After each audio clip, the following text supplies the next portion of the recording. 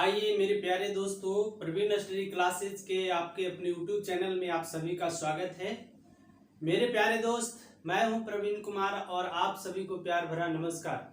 दोस्तों, अभी हम लोग प्रॉफिट एंड लॉस और प्रॉफिट एंड लॉस के हर टाइप को खत्म करके मिसलेनियस प्रश्न में अभी हम लोग इन किए हैं।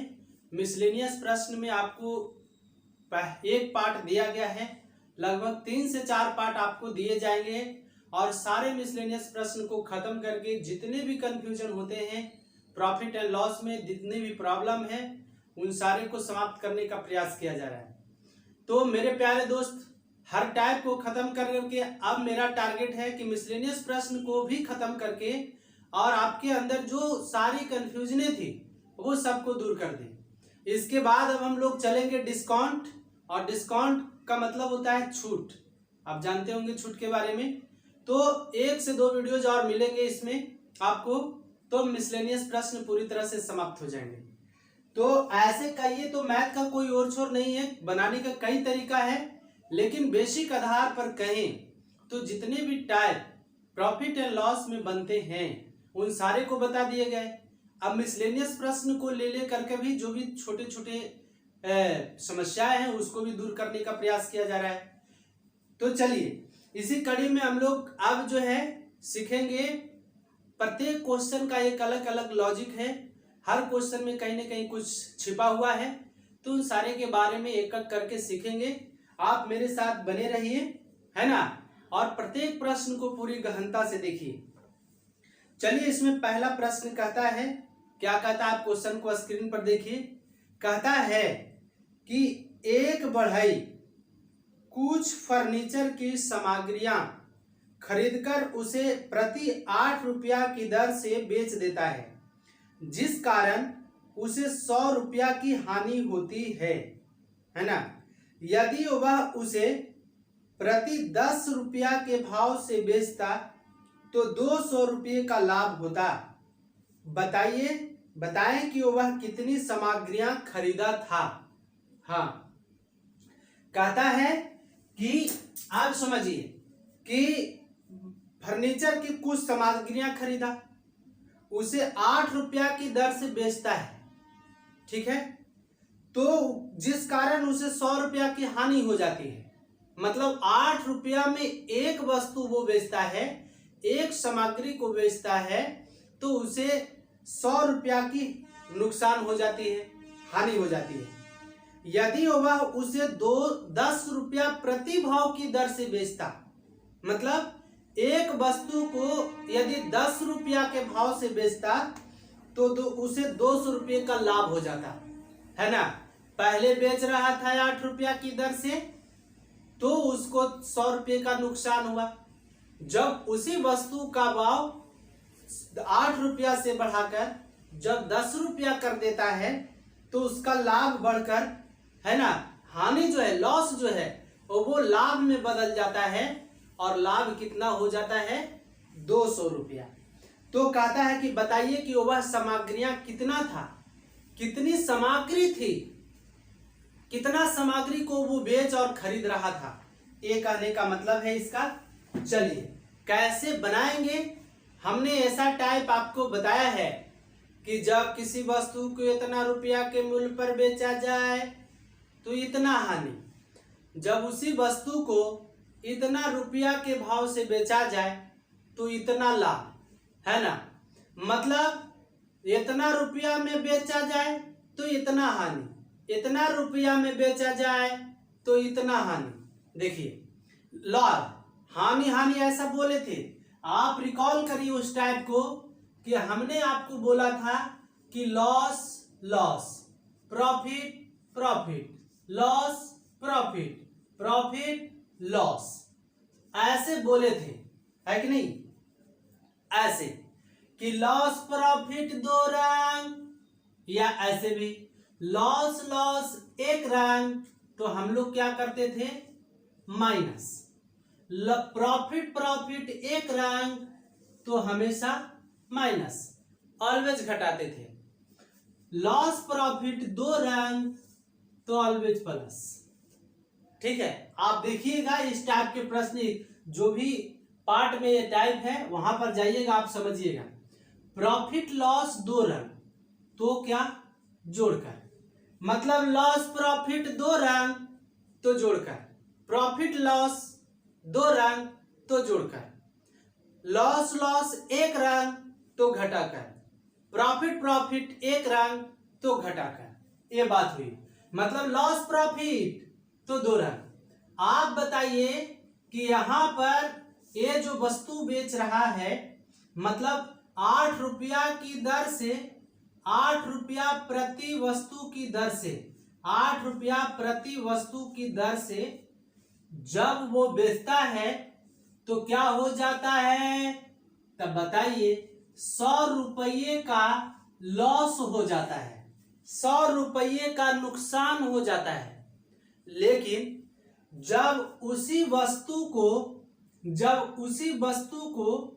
10 रुपया प्रति वस्तु की दर से, 10 रुपया प्रति वस्तु की दर से जब बेचता है तो उसको 200 रुपये का प्रॉफिट हो जाता है। 200 रुपये का क्या हो जाता है, प्रॉफिट। आप देखिए 200 रुपये का प्रॉफिट, एक में लॉस एक में प्रॉफिट। जब 8 रुपया प्रति वस्तु की दर से बेचता है तो 100 रुपये का नुकसान, 10 रुपया प्रति वस्तु की दर से बेचता है तो 200 रुपये का लाभ। लॉस प्रॉफिट दो रंग है कि नहीं है? तो आप बताइए कि यहां पर विक्रय मूल्य में देखिए, यहां विक्रय मूल्य, ये भी बेचा, विक्रय मूल्य इधर समान है क्या, है ना? विक्रय मूल्य है तो क्या होगा, घटेगा। मतलब 2 रुपया आया क्या, एक वस्तु को बेचने पर अंतर, है ना, अंतर आया। लॉस प्रॉफिट यहां बेच रहा है, ये भी बेच रहा है तो घटा दिए। यहां पर क्या होगा, लॉस प्रॉफिट दो रंग तो जोड़कर, तो कितना हो जाएगा, 300। जब विक्रय मूल्य में 2 रुपये का अंतर है तो लाभ प्रॉफिट लॉस में 300 रुपये का अंतर है। आप बताइए कि 2 रुपया में, यहां पर विक्रय मूल्य में जब 2 रुपया का अंतर है तो यहां पर लॉस प्रॉफिट में 300 का अंतर है ना। लॉस प्रॉफिट दो रंग। तो आप बताइए 2 रुपया में अंतर है 300, तो 1 रुपया में अंतर कितना होगा, तो 300 बटा, ये भी रुपये है ना, यहाँ 100 रुपया का नुकसान, यहाँ 200 रुपया का नुकसान। एक वस्तु को जब बेचते हैं तो 2 रुपये का अंतर आता है, तो बताइए तो यहाँ लाभ में कितना, तो 300 रुपया।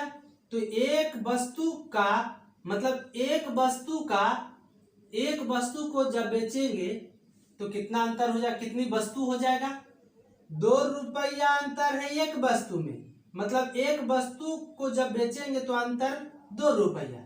तो हम क्या किए कि टोटल लाभ में जो अंतर था उससे 1 रुपया के वस्तु के विक्रय मूल्य से भाग दे दिए, तो वस्तुओं की संख्या आ जाएगा कि नहीं। आप सोचिए कैसे। मान लेते हैं कि आप जो है 500 रुपया मार्केट में लेकर जाते हैं, 500 रुपया मार्केट में लेके गए, एक किताब का दाम 20 रुपया है, एक किताब का दाम 20 रुपया है, तो बताइए 500 रुपया में कितना पुस्तक खरीदिएगा। तो 500 रुपया में आप कहिएगा कि टोटल मेरे पास 500 रुपया है और एक पुस्तक या एक कॉपी का दाम 20 रुपया है, तो टोटल रुपया में एक कॉपी के मूल्य से यदि भाग दे दें तो कॉपियों की संख्या आ जाएगा कि नहीं आ जाएगा, आ जाएगा ना। मतलब टोटल रुपया में एक कॉपी के मूल्य से यदि भाग दे दिया जाए तो कॉपियों की संख्या आ जाएगा। तो वही किए कि एक वस्तु के विक्रय मूल्य में 2 रुपये का अंतर है, लेकिन यहाँ पर प्रॉफिट और लॉस में कितने रुपये का अंतर है? 300 रुपये का। तो वस्तुओं की जब संख्या पूछेगा, वस्तुओं की संख्या, तो आप बताइए टोटल रुपया में एक वस्तु के विक्रय मूल्य से यदि भाग दे दे तो वस्तुओं की संख्या आ जाएगा कि नहीं आ जाएगा, है ना। तो 150 दूना कितना? 300। इसका मतलब है कि वस्तुओं की संख्या कितना आ गया? 150। 150 वो वस्तु को बेच रहा था। अब आप इससे ला भी सकते हैं आंसर। आप देखिए कैसे, 150 वस्तु है, एक वस्तु को बेचता है 8 रुपया में। अब ऐसे कर करके निकाल के आप आंसर टू द पॉइंट पर पहुंच सकते हैं, मतलब चेक कर सकते हैं। आंसर तो आ गया है 150 रुपया। चलिए, तो लॉस प्रॉफिट 2 रंग तो ऑलवेज जोड़कर, लॉस एक रंग तो ऑलवेज घटाकर, है ना। चलिए आगे बढ़ते हैं अगले प्रश्न की ओर। देखिए इसी तरह के आएंगे प्रश्न आपको, मिसलेनियस प्रश्न है ये, है ना। और इस टाइप का प्रश्न आपके साथ जुड़ा हुआ था, इसीलिए इसको शामिल किया गया। नेक्स्ट प्रश्न देखिए, कहता है कि एक आदमी ने कुछ संतरे, क्वेश्चन को स्क्रीन पर आप देखिए, एक आदमी ने कुछ संतरे 2 रुपया 85 पैसे में मोल लिए। कुछ संतरा 2 रुपया 85 पैसा में, 2.85 है तो उसको पढ़ेंगे 2 रुपया 85 पैसा में मोल लिए। उनमें से कुछ संतरे 1.52 रुपया में बिना लाभ के बेच दिए। अब उस आदमी के पास कम से कम कितने संतरे हैं? देखिए, कुछ संतरे 1.52 रुपया में बिना लाभ के बेच दिए, 2 रुपया 85 पैसा में मोल लिए थे कुछ संतरे, और कुछ संतरे 1.5 रुपया में क्या कर दिए? बेच दिए। आप बताइए कि एक वस्तु का यदि दाम निकाल दें, आगे कहता है कि अब उस आदमी के पास कम से कम कितने संतरे हैं, तो आप बताइए क्या करेंगे, कितने संतरे हैं। तो यदि हम एक संतरे का दाम निकाल लेते हैं, एक संतरे का दाम, है ना, एक संतरे का यदि दाम निकाल देते हैं और जितना में खरीदा जितना में बेचा, है ना, उन दोनों का अंतर निकाल करके एक संतरे के दाम से भाग दे दें तो हमको निकल जाएगा कि नहीं निकल जाएगा संतरों की संख्या। तो जब भी इस टाइप का प्रश्न आया आप ध्यान में रखिएगा, कुछ ऐसे प्रश्न होते हैं खास जिनको रिवीजन करके माइंड में बना के रखना पड़ता है। जब आप एग्जामिनेशन हॉल में मैथ का स्पीड देना चाहते हैं तो हर एक टाइप को गहनता से समझना पड़ेगा। चलिए, तो कहता है कि कुछ संतरे खरीदा कितना में? 2 रुपया, मतलब सिप्पी दिया हुआ है 2 रुपया 85 पैसा में कुछ संतरे खरीदा और बिना कुछ लाभ के एसपी मतलब 1.52 रुपया में कुछ वस्तुएं बेच देता है। देखिए, इतना रुपया में खरीदा था, इतना रुपया में बेच दिया। अब कुछ संतरे इतना रुपया में खरीदे गए, कुछ संतरे इतना रुपया में बेच दिए गए, तो पूछेगा आपसे कि वस्तुओं की संख्या कितना है। तो जब भी इस तरह का प्रश्न आवे तो इन दोनों का, तो हम लोग को वस्तुओं की संख्या मिल जाएगा, एक वस्तु का दाम मिल जाएगा। तो इन दोनों का एलसीएम यदि निकालें तो बताइए 2.85 1.52 का HCF कितना होगा? बताइए 2.85 2.52 का HCF। अब देखिए यहाँ पर HCF आपको नहीं सिखाया जा सकता। क्यों नहीं सिखाया जा सकता? क्योंकि HCF तो आप जानते हैं। तो जब इसको निकालेंगे, अब इसका HCF आ जाएगा तो 0 पॉइंट कितना हो जाएगा? 19 रुपया, है ना, इतना। इन दोनों के HCF निकाल कर एक वस्तु का दाम निकाल लिया गया, है ना। कुछ वस्तुएं इतना रुपया में खरीद कर कुछ ही वस्तुएं बिना लाभ के इतना रुपया में बेच दिए गए। तो एक वस्तु का दाम कैसे निकलेगा, तो इन दोनों का यदि एलसीएम निकाल लें तो हमको एक वस्तु का दाम पता हो जाएगा। एचसीएफ निकाल ले तो एलसीएम नहीं, सॉरी, एचसीएफ निकाल लें तो एक वस्तु का दाम पता हो जाएगा। अब वस्तुओं की संख्या पूछ रहा है, तो वस्तुओं की संख्या बताइए। 2.85 रुपया में कुछ वस्तुएं खरीदा था और 1.52 रुपया में बिना लाभ के बेच दिया, तो इसके पास शेष रुपया कितना बच गया, कितना, 1.5 रुपया का बेच दिया ना। टोटल 2.85 रुपया का खरीदा था, उसमें से 1.52 रुपया वो कमा लिया। अब कितना इसको कमाने के लिए बच गया, तो बताइए कितना बच गया। तो 2.85 में से इसको घटा दे तो 3 आ जाएगा, 8 में से 5 जाएगा तो 3 आ जाएगा, 2 में से 1 जाएगा तो 1.33 रुपया का वस्तु और बेचने के लिए रह गया। जब वो लाभ नहीं कमाता तब वो चाहता कि हम 2 रुपया 85 पैसा ही कमा के शांत हो जाए, है ना। एगो कहावत है कि मुड़ पलटे तो 100 नाचे, है ना। मतलब जितना रुपया में कोई वस्तु बेचे, यदि उतने खरीदे और उतने रुपया में यदि बेच दिए तो पूंजी तो बरकरार हो गया। फिर से उसी पूंजी से कुछ दूसरी वस्तु खरीद कर फिर हम लाभ कमा सकते हैं। लेकिन जब पूंजी घट जाएगा तो लाभ कहाँ से कमाइएगा, बताइए।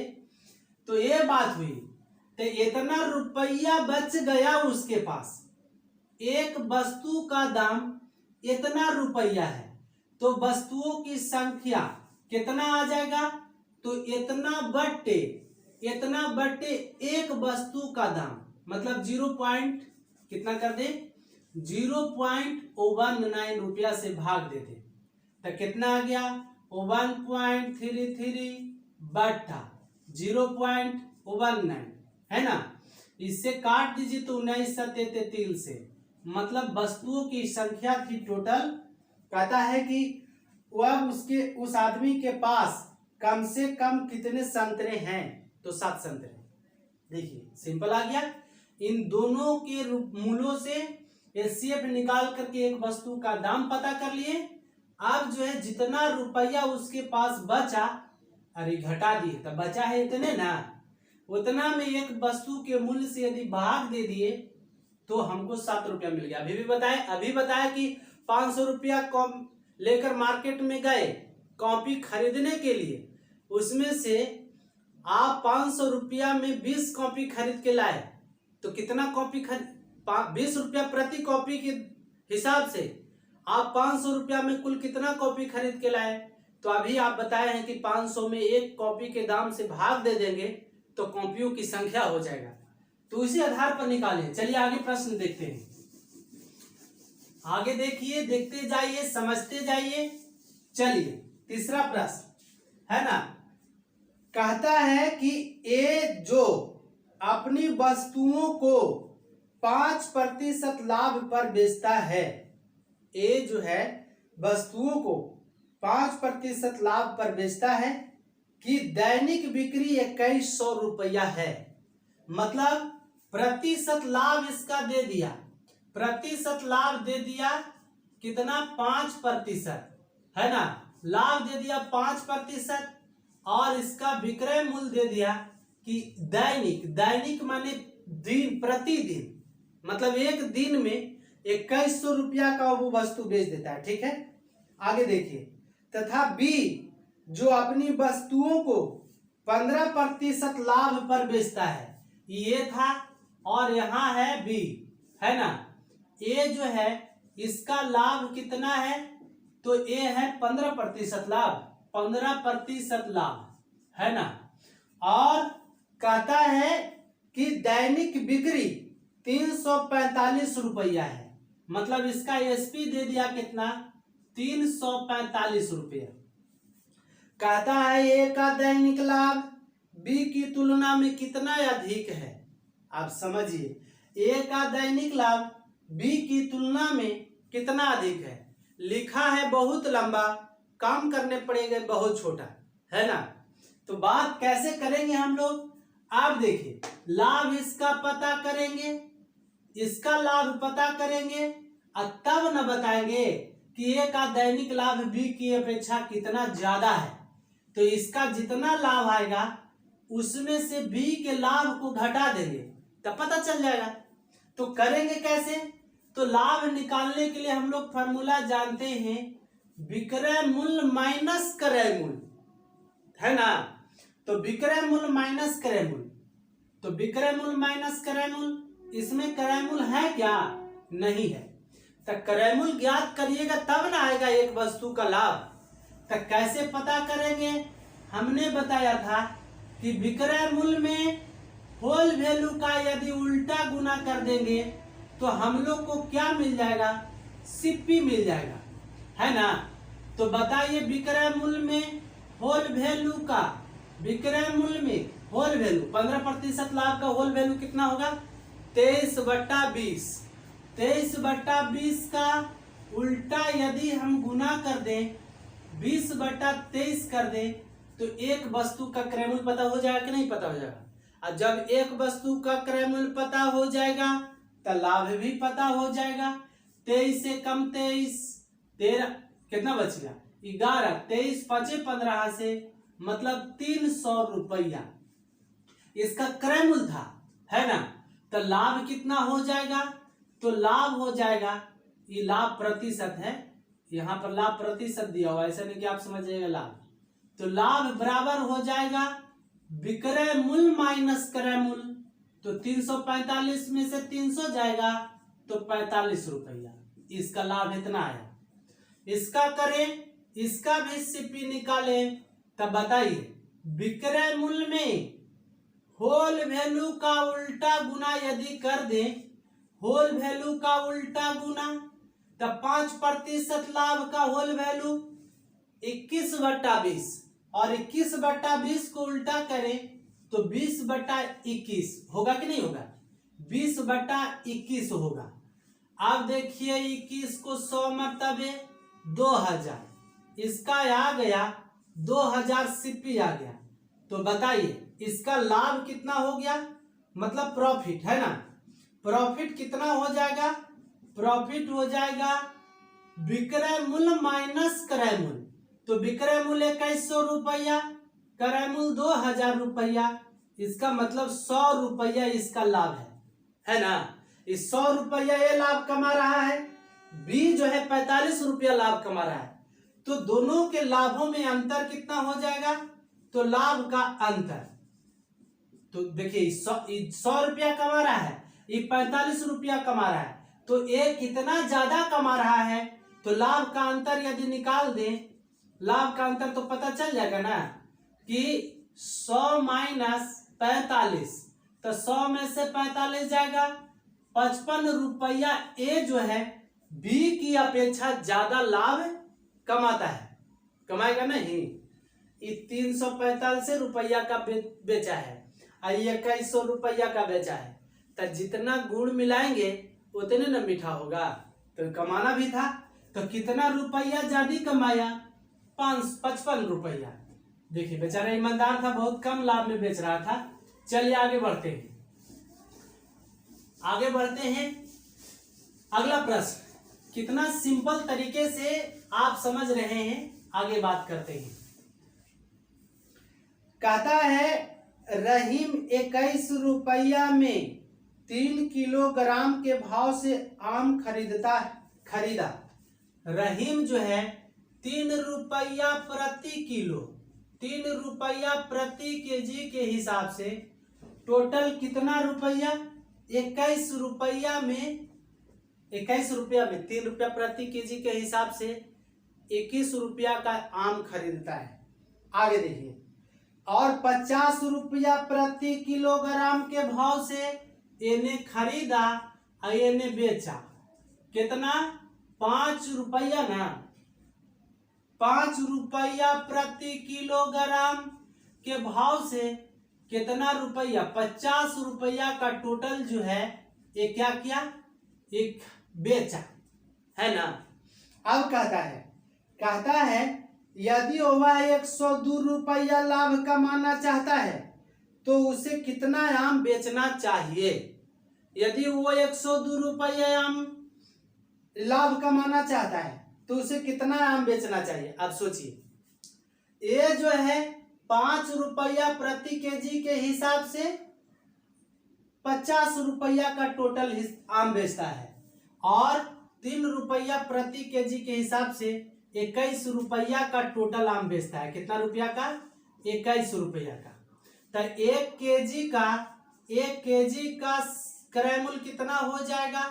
1 केजी का क्रय मूल्य हो गया कितना? 7 हो गया ना। 3 केजी का दाम 21 रुपया, तो 1 केजी का दाम 7 रुपया। 5 केजी का विक्रय मूल्य है 50 रुपया, तो 1 केजी का विक्रय मूल्य कितना हो जाएगा? तो 50/5 करेंगे ना। अभी बताए कि 50 रुपया में 5 केजी आम बेच दिए, तो 1 रुपया में 1 केजी का दाम कितना होगा? तो टोटल रुपया में 1 केजी नहीं, देखिए ये केजी है, 5 केजी का दाम, 5 केजी का दाम विक्रय मूल्य, हाँ सॉरी मिस्टेक हो गया है। 3 केजी का दाम 21 रुपया, तो 1 केजी का दाम कितना होगा? 7 रुपया। 5 केजी का दाम 50 रुपया, तो 1 केजी का दाम कितना होगा? 10 रुपया। हो गया कि नहीं? हो गया ना। अभी बेचा, ये विक्रय मूल्य है 1 केजी का, और 1 केजी का क्रय मूल्य है। 1 केजी का क्या है? ये क्रय मूल्य, 1 केजी का ये विक्रय मूल्य। तब विक्रय मूल्य बड़ा है कि छोटा क्रय मूल्य से? तो बड़ा, तो लाभ होगा ना। तो लाभ होगा, मतलब 1 केजी में कर दीजिए, 1 केजी में लाभ कितना हो गया? तो 10 - 7 है ना। विक्रय मूल्य माइनस क्रय मूल्य, तो कितना हो गया? 3 हो गया कि नहीं हो गया? 3 रुपया 1 केजी में वो लाभ कमाया। टोटल लाभ कमाया कितना? 102 रुपया। टोटल 102 रुपया लाभ कमाया, है ना। और 1 केजी में लाभ ही कमाता है 3 रुपया, तो कितना केजी आम बेचा? तो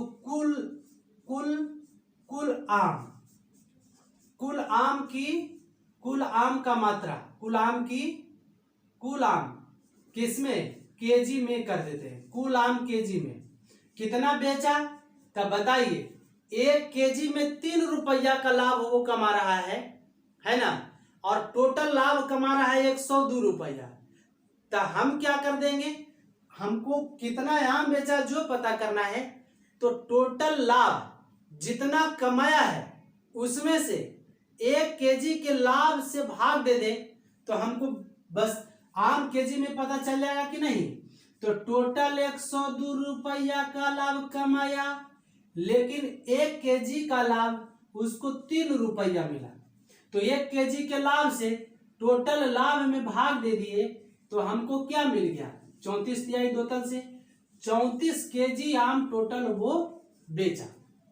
देखिए, 1 केजी का क्रय मूल्य पता कर लिए, 1 केजी का विक्रय मूल्य पता कर लिए। आप देखिए, क्रय मूल्य विक्रय मूल्य से छोटा है कि बड़ा? तो बड़ा, तो लाभ होगा। 1 केजी में लाभ हुआ उसको 3 रुपया का, लेकिन टोटल लाभ हुआ उसको कितना रुपया का? 102 रुपया का। तब बताइए कुल कितना केजी आम वो बेचा? तो 34 केजी। ठीक है, समझ गए होंगे। चलिए आगे देखते हैं। अगला प्रश्न बहुत छोटा है, लेकिन थोड़ा सा समझ का अंतर है, इसलिए ऐसा ले रहे हैं कि इस तरह के प्रश्न आपको आया करते हैं। चलिए आगे बात करते हैं। कहता है कि टीवी के मूल्य में 30% की वृद्धि हो गई तथा उसके संख्या में 20% की कमी हुई। जाहिर सी बात है कि जब उत्पादन घटेगा तो दाम बढ़ेगा। ऐसा होता है। जब उत्पादन घटेगा और डिमांड बढ़ रहा है, जैसे आपके घर में एक कमाने वाले हैं, 10 खाने वाले हैं, तो कमाने वाला का तो हालत समझ ही रहे होंगे क्या हो गया होगा। लेकिन यदि 4 कमाने वाले हैं और 2 खाने वाले हैं तो डिमांड कम होगा, तो सब कोई आराम से कमाएगा। तो वही कह रहा है कि टीवी के मूल्य में 30% की वृद्धि हो गई, लेकिन उत्पादन में 20% की कमी हो गई, है ना। तो बिक्री पर क्या प्रभाव पड़ेगा? तो बिक्री क्या होगा? टीवी जाएगा मार्केट में 5 गो, खरीदने वाला मिल जाएगा 10 गो, तो दाम दुकानदार कहेगा कि लगता है कि अब जो है मेरा नसीब बदलने वाला है ना। कोरोना टाइम में आप ऐसा देखे होंगे, अभी जो कोविड-19 का पीरियड चल रहा था, कोविड पैंडेमिक, इसमें बहुत सारे कंपनी जो है उत्पादन करना छोड़ दिए थे, तो उस वस्तु का दाम तो अभी जाहिर से है बढ़ गया है। आप देखिए, चूंकि लोग मिल ही नहीं रहा है, सब मजदूर तो घर भाग जा रहा है, तो वर्कर नहीं मिल रहा है, तो उत्पादन होगा कैसे? तो जो कम वर्कर था तो कम उत्पादन करेगा कंपनी में, है ना, और ज्यादा पैसा लेगा, काम ज्यादा करे। मान ली कि उत्पादन उतना ही करना है, उसी आदमी से हमको काम करा लेना है, तो उसको हम पैसे की लोभ देंगे कि काम ज्यादा करिए, आप पैसा ज्यादा लीजिए, तो उत्पादन बढ़ गया, उत्पादन का रेट बढ़ गया, तो मार्केट में ऐसा ही बढ़ जाएगा रेट। तो वही हुआ।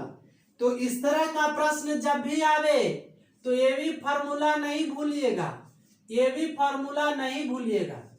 भी फार्मूला क्या है तो बताइए। हमने लाभ हानि नहीं, परसेंटेज में भी ये भी फार्मूला पढ़ाया है हमने आपको। तो देखिए, टीवी के मूल्य में 30% की वृद्धि हो गई, ये भी फार्मूला क्या होता है पहले जान लीजिए। तो A + B + A × B बटा कितना 100, ये भी फार्मूला होता है। अब इन दोनों में जो बढ़ेगा उसको प्लस, जो कमेगा जिसके मूल्य में कमी होगी उसको माइनस। यदि ई कमा तो इसको माइनस, ई बढ़ा तो इसको प्लस, ई बढ़ा तो इसको प्लस, ई कमा तो इसका माइनस। यहाँ पर जब 2 रंग रहेगा तो ऑलवेज साइन माइनस होता है, ये हमने आपको बताया है। अब देखिए, टीवी के मूल्य में 30% की वृद्धि हो गई, तो 30 प्लस में हो जाएगा, लेकिन उत्पादन में 20% की कमी हो गई, तो 20 का मान हो गया माइनस। अब देखिए, 2 रंग है यहाँ पर, एक प्लस में एक माइनस में, मतलब एक वृद्धि हो रहा है और एक कमी हो रहा है, तो यहाँ साइन क्या होगा माइनस। तो कितना हो जाएगा 30 × 20 अब बटा कितना इतना, तो 2 0 से 2 0 कैंसिल आउट, तो कितना हो जाएगा 30 - 20 -6, तो 30 माइनस कितना हो जाएगा 26, इसका मतलब 4। प्लस में मान आ जाए तो क्या हो जाएगा लाभ, 4% का लाभ हो जाएगा, या 4% का, है ना।